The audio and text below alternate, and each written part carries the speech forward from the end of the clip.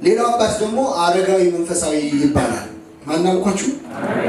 እንግዲህ መጻሕፍተ መነኮሳት የሚባሉ 3 መጽሐፎች አሉ። የመጨረሻው የሱ ደብዳቤዎች ናቸው። አረጋዊ መንፈሳዊ በከተማ የሚኖር መነኩሴ ነበር። የሚገርማችሁ ትሁት ነበር። መታዘዝ ብቻ ነው ስራው። አስተምር ሲሉት እናንተ አስተምሩ፣ እኔ አትሮንስ አቀርባለሁ፣ መጽሐፍ አንባለሁ ይላል። ቀድስ ሲሉት እናንተ ቀድሱ፣ እኔ መስዋዕት እሰራለሁ፣ ፍም አፍማለሁ ይላል። ከታች ብቻ ነው የሚያገለግለው። መታየት ከላይ አይፈልግም ነበር። በኋላ አንድ ቀን እንደው ካልቀደስክ ብለው አስጨንቀው ቤተ መቅደስ አስገቡት እና ሊቀድስ ገብቶ እየቀደሰ ሳለ ድንገት ቅዳሴውን አቋርጦ ዝም አለ። ለሆነ ያህል ደቂቃ ጸጥ ብሎ ቆየ። ቢጠብቁ አይቀድስም። ዛሬ ቢሆን በልጅ እንል ነበር፣ ግን የዛኔ እንግዲህ ፈርተው አክብረው ስለሆነ ዝም ብለው ጠበቁት። ከግማሽ ሰዓት በኋላ ራሱን ገዝቶ ቀድሶ አቅርቧቸው ወጣ። ሲወጣ አስጨነቁት። ከበው ምንድን ነው ያየኸው? ምን ሆነ ነው ዝም ያልከው? ምንም ማለት ቢለምኑት አልተናገረም። ከዚያ በኋላ ጠፋ። ያቺ ከተማ ትንሽ ከተማ ነበረች። ከተማዋን ጥሎ ጠፋ። የት እንደደረሰ አልታወቀም። እና በረሃ ላይ ሆኖ ለወንድሙ ደብዳቤ ይጽፍለት ነበር። እዚያ በረሃ ላይ ሆኖ እግዚአብሔር የገለጠለትን ነገር በጸሎቱ ያየውን ነገር ይጽፍ ነበር። እና ምን ብሎታል? እንደውም ለወንድሙ በዚህ አጋጣሚ የምነግራችሁ እምልክልህን ነገር ያየሁትን ራእይ ተአምር ቢሆን የተገለጠልኝን ነገር እኔ በህይወት እያለሁ እንዳታሳይ ለማለት ነው። ከሞትኩኝ በኋላ ነው ለሌላ ሰው መስጠት የምትችለው፣ ለአንተ ብቻ አንብበው አለ። ቅዱሳን እንደዚህ ናቸው። እኛ ብንሆን እንኳን ሌላ ተአምር አይተን ህልም ራሱ ያውም እርግጠኛ ላይሆን ይችላል። ህልሙ ቀይ ሰው ካየ ሰው በቃ እመቤታችን ነች ብሎ እንዴት እንደሚኮፈስ እናውቃለን። ትንሽ ራእያችን ለዛ ነው የማይገለጥልን። ሆነን ለመናገር አያንችለውማ። ጸጋ ወይ ሰይጣን ይጫወትብናል ይህን ፍላጎታችን አይቶ። እሱ ግን ማንም እንዳያየው እኔ ምን እስክል ድረስ ከኔ ጋር ናችሁ፣ ምን እስክል ድረስ እስከ ሞት ይለዋል። በኋላ ሲያነበው በጣም መንፈሳዊ ነገር ስላለው ሲመስጠው አይ ይህንንማ እኔ ብቻ አይቼ መቅረት የለብኝም ለሌላ ሰው ማሳየት አለብኝ ብሎ የሚገለበጥ የዛኔ ማተሚያ ቤት የለም፣ በእጅ ነው የሚገለበጠው። ጸሐፊ ያናገረ ማለት ነው። ብራና ላይ የሚጽፍ አናገረ እሻል። ከዛ ተስማምቶ መጥቶ ያን መጽሐፍ ሊወስደው ሲል ቤት ውስጥ ቢፈልግ የለም፣ ያ መጽሐፍ ጠፋበት ማለት ነው። አዘነ። ከብዙ ዓመታት በኋላ ግን አገኘው ያን መጽሐፍ። ሲያገኘው ቁጭ ብሎ አለቀሰ። ወንድሜ ሞቷል ማለት ነው አለ። ያ መጽሐፍ እንዳይታይ እስኪሞት ድረስ ጸልዮ እንዲሰወር ያደረገው አረጋዊ መንፈሳዊ ስለነበር እና እዚያ መጽሐፍ ላይ ምን ብሎ ጽፏል? አንድ የማይዋሽ ሰው የነገረኝን ልንገርህ ይላል። የሌላ ሰው አድርጎ የራሱን ገጠመኝ የሚናገረው እኔ እንዲያይቼ ስለማይባል ምን ይላል? እየቀደስኩ እያለ በቅዳሴው መካከል በህብስቱ ላይ ህብስቱ በጻሕሉ ላይ ሳህን በሚመስለው ሳህን የምንለው በሱ ላይ ክርስቶስን እንደ ሕፃን አሁን እንደተወለደ ነጭ በግ ሆኖ አየሁት ይላል። ነጭ በግ ሆኖ ታየኝ። ወፈተው እቅፎ ላቅፈው ሳሳው አሳዘነኝ። በጽዋው ላይ መስቀሉ ተተክሎ የክርስቶስ ደም ሲጠፈጠፍ ተመለከትኩ። ይህን ባየሁ ጊዜ ነፍሴ ከስጋዬ ልትለይ ደረሰች። ስለዚህ መናገር አቅቶኝ ቅዳሴውን አቆምኩት። ከግማሽ ሰዓት በኋላ ግን ወደ ቀደመ አለማወቅ የተመለስኩ ይላል። ወደ ምን ተመለስኩ? ልክ እኛ አሁን ወዳለንበት ማለት ነው። ዓለም ላይ ሆኜ ይህንን ሁሉ ምስጢር ካሳየኝ ዓለምን ጥዬ ብሄድ ምን ያሳየኛል ብዬ ከዚያች ቀን ጀምሮ ወደ በረሃ ሸሸ ይላል። በረከቱን ያሳድርበት። እንግዲህ እኛ በምናስቀድስበት በምንቆምበት ቅዳሴ አሁንም እኛ እናየውም እንጂ ይህንን ተአምር እግዚአብሔር ቃል በገባው መሰረት ይፈጽመዋል። ስለዚህ ቅዳሴ መጨረሻው ተአምር መፈጸሚያ ነው። ትልቁም ጸሎት ነው በእውነት። አሁን ቤተክርስቲያን የሆነ ነገር ሲከሰት የሆነ ነገር ሲገጥም አይደለም የምትጸልየው። ሁሌ የምትጸልየው ቤተክርስቲያን ነች፣ የምትቀድስ ቤተክርስቲያን ነች። ስለዚህ ቅዳሴው በጣም ጥልቅ ጸሎት ነው። ለሁሉ ነው የሚጸልየው። ላስቀደሱ ይጸልያል፣ ላላስቀደሱስ ቤቱ ለተኛው ትጸልያለች። ለሁሉ ነው የምትጸልየው። ለመኳንንት፣ ለነገስታት ጥሩም መሆኑ መጥፎም መሆኑ ማለት ነው።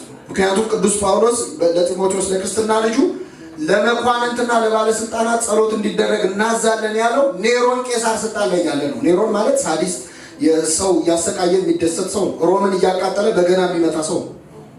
ለሱም ጭምር ጸልዩ ተብሏል። ቤተክርስቲያን ለነገስታት ትጸልያለች። አድርባይነት ሳይሆን ጸሎት ነው አይደለም? ለነገስታቱ፣ ለመኳንንቱ፣ ለወታደሮቹ፣ ለታመሙት፣ በየሆስፒታሉ ለተኙት፣ በበረሃ ላሉት፣ በስደት ላሉት ለሁሉም ጸልያለች።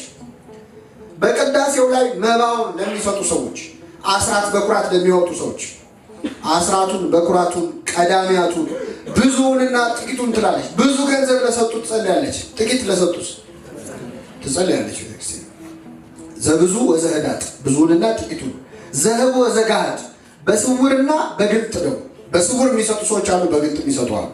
ለእነሱ መንግስተ ሰማያት ታወርሳቸው ትላለች። ላልሰጡ ሰዎች አይ እነሱ ገብጋቦች ስለሆኑ ስስጣሞች ስለሆኑ አትማራቸው ትላለች። ከሌላቸው ላይ ፈቃዳቸውን ተቀብለ መንግስተ ሰማያትን አወርሳቸው ትላለች። ቢኖራቸው ኖሮ ምን ይሉ ነበር? ይሰጡ ነበር። ስለዚህ ስጣቸው ወይ ደግሞ መስጠት መፈለጋቸውን አይተ በእውነት እንደሰጡ አድርገህ መንግስተ ሰማያት አወርሳቸው ብላ ቤተክርስቲያን ለሁሉ ትጸልያለች።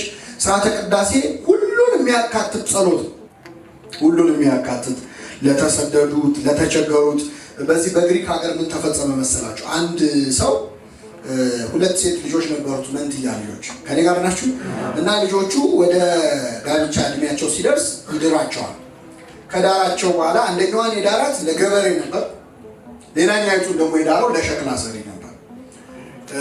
ከዳራቸው ኑሮ ከጀመሩ በኋላ አንድ ጠዋት በሰንበት ቅዳሴ አስቀድሶ ሲወጣ እስቲ ዛሬ ልጆቼን ሄጄ ልጠይቃቸው ይላል እና አንዷ ጋር ሄዳል። መጀመሪያ የገበሬው ቤት ሄዳል። ያው የገበሬ ቤት ሙሉ ነው፣ በልቶ ጠጥቶ ተጋብዞ ሊወጣ ሲል እንዴት ነው ኑሮ ይላቸዋል። እግዚአብሔር ይመስገን፣ ያው እግዚአብሔር ባርኮልን፣ ሰብሉን ባርኮልን ጥሩ ህይወት ነው እየኖርን ያለ ነው። ግን አንድ ችግር ገጥሞናልና እባክህ ጸልይልን አሉት።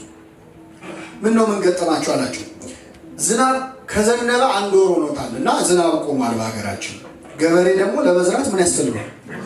ዝናብ ስለሚያስፈልግ እንደው እባክህ አባታችን ለጸሎት በቆምክ ቁጥር ምን እንዲያደርግ ጸልይልን እግዚአብሔር። እሺ ከኔ ጋር ናችሁ?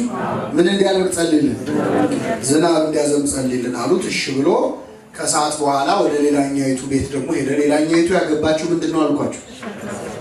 ገና ወደ ቤቱ ሲገባ ሜዳው ላይ ሸክላ ተሰርቶ ተሰጥቷል። በጣም ብዙ ሸክላ ተሰጥቷል። ያንን አልፎ ገባ። እንዴት ናችሁ? ኑሮ እንዴት ነው ብሎ ጠየቀ። እግዚአብሔር ይመስገን ደህና ነን። አሁን በተለይ በጣም ደስ ብሎናል። 1 ወር ሙሉ ዝናብ ምን አላለ። ስለዚህ በዚህ ከቀጠለ ያሰጣነው ሸክላ ምን ይላል? ሸጠን ሀብት በሀብት ነው የምንሆነው። ስለዚህ ወደ እግዚአብሔር ምን ብለህ ጸልይልን እና የአባት ምን ብሎ ጸልይ ቀና አለና ፈጣሪው አንተ እንደምታደርግ አድርጋቸው። ቅዳሴያችን ምን ይላል? በሚሻበት ቦታ ዝናቡን ያዘንብ ዘንድ ስለ ዝናብ እንማልድሃለን ይላል። ምን በሚልበት ቦታ? ሀበዘ ይትፈቀድ መካን፣ በሚፈለግበት ቦታ። በማይፈለግበት እንዳታዘንብ። እንግዲህ ምን ያህል ዲቴል እንዳለው ጸሎቱ ስሙ። ሌላ ቀን አሁን አጎንብሳችሁ አሜን ኪርያ ላይ ሶን አቤቱ ይቅር በለን ስትሉ ስሙት ዲያቆኑ የሚለው እማያነሳው የጸሎት ርዕሰ ጉዳይ ይሄ ለዓለም ሁሉ የቅዱስ ባስልዮስ ድርሰት ነው። እጅግ ድንቅ የሆነ ጸሎት ነው። ቤተክርስቲያን ለሁሉ ነው የምትጸልየው። የወንዙን ውሃ ሙላልን ብለን እነሱን እስከ ልካቸውና እስከ ወሰናቸው ምን ይል ዘንድ ከልክ ካለፈስ። ስለዚህ ከጎርፍ አድነን ከማለት መጀመሪያ ወንዙን እንደው በመጠን አድርገው ማለት አይሻልም? እያንዳንዱ ነገር ላይ ቅድስት ቤተክርስቲያን ትጸልያለች። ሁሉን የሚያካትት ጸሎት ነው። ሌላው በእውነት ቅዳሴ እንግዲህ በግሪኩ ሊተርጂ ማለት ግብረ ምዕመናን ማለት ነው። ራሱ የምዕመናን ስራ። ቅዳሴ ላይ ስንሄድ እሑድ ስንሄድ የሚቀድሰው ማን ነው? መልሱ ግድ የላቸው አይደሉም። እንደዛ ከሆነ አይደሉም። ሁላችንም ነው የምንቀድሰው። ይገርማችሁ የእኛ ቤተክርስቲያን በጣም ለየት የሚለው በሌላ ጉዳይ ላይ አላሳተፋችሁንም እንል ካልሆነ በስተቀር ቅዳሴ ግን በጣም አሳታፊ ጸሎት ነው። ይበል ካህን፣ ይበል ዲያቆን፣ ይበል ህዝብ አለ የለው አንችለውም እንጂ አንመልስም እንጂ ተሰጥቶን ግን ቅዳሴው እኩል እኛም እንላለን ካህኑ እንላለን። በእኛ ቤተክርስቲያን የሚቀድሰው ቄሱም አይደለም ዲያቆንም አይደለም ምዕመናንም ብቻቸውን አይደሉም። የምትቀድሰው ቤተክርስቲያን ናት። ቤተክርስቲያን ማለት አግሌሲያ የምዕመናን ህብረት ስብስብ ማለት ነው። ስለዚህ የሚቀድሱት ቀደሱ፣ እኛ ቆመን አስቀደስን አይደለም። ሁላችንም አብረን የምንቀድሰው የህብረት ጸሎት ነው። ሁሉም ሰው የሚያሳትፍ ይሄ በእውነት የምንኮራበት የትም ሀገር ራሳቸው የሚሉትን ነው። እንደው እኛ ራሳችን ለማሞገስ አለ። የላቲኑም ቅዳሴ ግብፁም ቅዳሴ ብትሉ አብዛኛው በካህናት የሚፈጸም ምዕመናን ቆመው ተመልክተው የሚቆርቡበት። የእኛ ግን በጣም አሳታፊ እንደው ያለ ምዕመናን ቅዳሴ እንዲቀደስ አይፈቀድም። ምክንያቱም ግብረ ምዕመናን ስለሆነ ሊተርጂ ማለት ቅዳሴ ማለት ግብረ ምዕመናን ስለሆነ ሁሉም ሰው ስለሚያሳትፍ ስርዓተ ቅዳሴ እጅግ በጣም አሳታፊው ጸሎት ነው። የሚያሳትፈው ሁሉንም ሰው ብቻ ሳይሆን ደግሞ ሁሉንም ህዋሳት የስሜት ህዋሳቶቻችን ሁሉ ቅዳሴ ላይ ይሳተፋሉ። ስንት ነበሩ የስሜት ህዋሳት? ተወደዱ ኑሮ ሲወደድ ስንት ናቸው? 5ቱም የስሜት ህዋሳት ይሳተፋሉ። ቅዳሴ የሚያስቀድስ ሰው መቅደስ ውስጥ ገብቶ ካስቀደሰ በአይኑ ስርዓት ያያል። ካህናት አንድ ቦታ ቆመው ሲያዜሙ አይውሉ። ይገባሉ፣ ይወጣሉ፣ በእኛ መሀል ይዞራሉ። ወንጌሉን ሲያነቡ እያንዳንዱ ሲምቦሊክ የሆነ ተምሳሌታዊ የሆነ በጣም ጥልቅ ትርጉም ያለው የሚታይ ስርዓት ነው ስርዓተ ቅዳሴ። እያንዳንዱን ብንተነትነው በጣም አስደናቂ አስገራሚ ትርጉም ያለው። ዝም ብለው ሲገቡ ሲወጡ በዚህ ጋር ቦታ ይቀርበኛል ብለው አይደለም የሚወጡት። ትርጉም ተመሳሳይ። ሁሌ ስናስቀድስ በዚህ የገባው ዲያቆን በዛ ይወጣል፣ ዞሮ ይሳለማል፣ ዑደት ያደርጋል፣ ወንጌሉን ይዘው ይወጣሉ። ከኋላ ዲያቆኑ ይከተላል፣ ይቀበላሉ። እሱ ጀርባውን እያየ ወንጌሉን እሳቸው ከፊት እያዩ እያንዳንዱ ትርጉም ያለው በጣም ጥልቅ የሆነ ጸሎት ነው። ስለዚህ አይናችን ስርዓቱን ይመለከታል። ጆሮአችንስ የቅዳሴውን ዜማ ይሰማ። አፍንጫችንስ የዕጣኑን መዓዛ ምን ይላል? ያሸታል። መቅመስ ደግሞ የቻለ ስጋውን ደሙን ይቀበላል፣ ያልቻለ የቅዳሴ ጠበል ይጠጣል። የቀረን መዳሰስ ነው። ወንጌል እንሳለማለን። ቅዳሴው ሲያልቅ ካህኑ በእጃቸው ምን ይሉናል? ያሳልማል። ስንት ሞላ ማለት ነው። በእውነት ይህችን ቤተክርስቲያን የሰጠን አምላክ ስሙ የተመሰገነ። አሁን እዚህ ጉባኤ ላይ ሰምታችሁ ነው ተመራችሁ ነው የምትሄዱት፣ አይታችሁ ነው የምትሄዱት። ቅዳሴ ላይ ግን ሁሉም የስሜት ህዋሳት እግዚአብሔርን አምልከው ነው የሚለዩት። ሁሉም በአፍንጫችንም አሸተነው፣ በምላሳችን ቀምሰነው ጣዕሙ ተምሩ ከመሄድ እግዚአብሔር ይላል። ነቢየ እግዚአብሔር ቸር እንደሆነ እግዚአብሔር ይሁ ቅመሱም ይላል። በእውነት የእግዚአብሔርን ቸርነት አይተን የምንቀምስበት የምናሸትበት የምንሰማ የምናይበት ስርዓት ምንድን ነው? ስርዓተ ቅዳሴ ነው። ስለዚህ በጣም ጥልቅ ነው። እንደዋዛ የምናየው አንዳንድ ሰው ዋናው ነገር ሌላው ይመስላል። ስብከቱ፣ ጉባኤው፣ ማህሌቱ፣ ሰዓታቱ በፍጹም የመጨረሻው የምስጢራት ሁሉ ማህተም የሚታተምበት ትልቁ ጸሎት ስርዓተ ቅዳሴ